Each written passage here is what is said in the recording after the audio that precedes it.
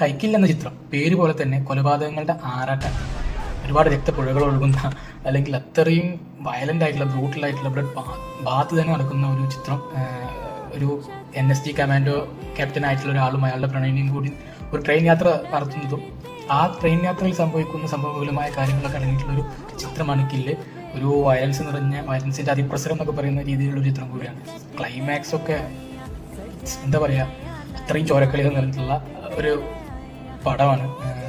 Interval ബ്ലോക്കിലൊക്കെ നമുക്ക് അത്ര emotionally നമ്മളെ കണക്ട് ചെയ്യുന്ന ഒരു സാധനം നമ്മളെ മുന്നിൽ ഇട്ട് തന്നിട്ട് പിന്നീട് അങ്ങോട്ട് സെക്കൻഡ് ഹാഫ് മൊത്തം ഈ നായകനോട് നമുക്ക് എന്താ പറയുക, പടം നമ്മൾ അത്രയും ത്രില്ലിങ് എലമെന്റ്സ് എന്ന് പറഞ്ഞിട്ടുള്ള ചിത്രം.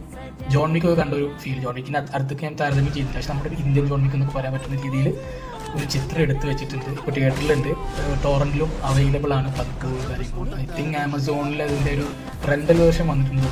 ഓൾറെഡി ആമസോൺ സബ്സ്ക്രിപ്ഷൻ ഉണ്ടെങ്കിൽ കൂടി വീണ്ടും റെന്റ് കൊടുത്ത് യൂസ് ചെയ്യാൻ പറ്റുന്ന ഒരു പേഴ്സണാണ് ആമസോണിൽ വന്നിട്ടുള്ള സംശയമുണ്ട്. ചെക്ക് ചെയ്തിട്ടില്ല. എന്തായാലും തിയേറ്ററിൽ ഫുൾ അവൈലബിൾ ആണ്. തിയേറ്ററിൽ പോയി നിങ്ങൾക്ക് കാണാം. തിയേറ്ററിൽ കാണുന്നതായിരിക്കും കുറച്ചും കൂടി നമുക്ക് ബെറ്റർ എക്സ്പീരിയൻസ് കിട്ടുന്നത് തോന്നുന്നുണ്ട്. പിന്നെ എന്താ പറയുക, ഒരു NB എന്നുള്ള രീതിയിൽ പറയുകയാണെങ്കിൽ വയലൻസ് ആണ്, മൊത്തം വയലൻസ് ആണ് പടം. ഇപ്പോൾ കണ്ടാസ്വദിക്കുക.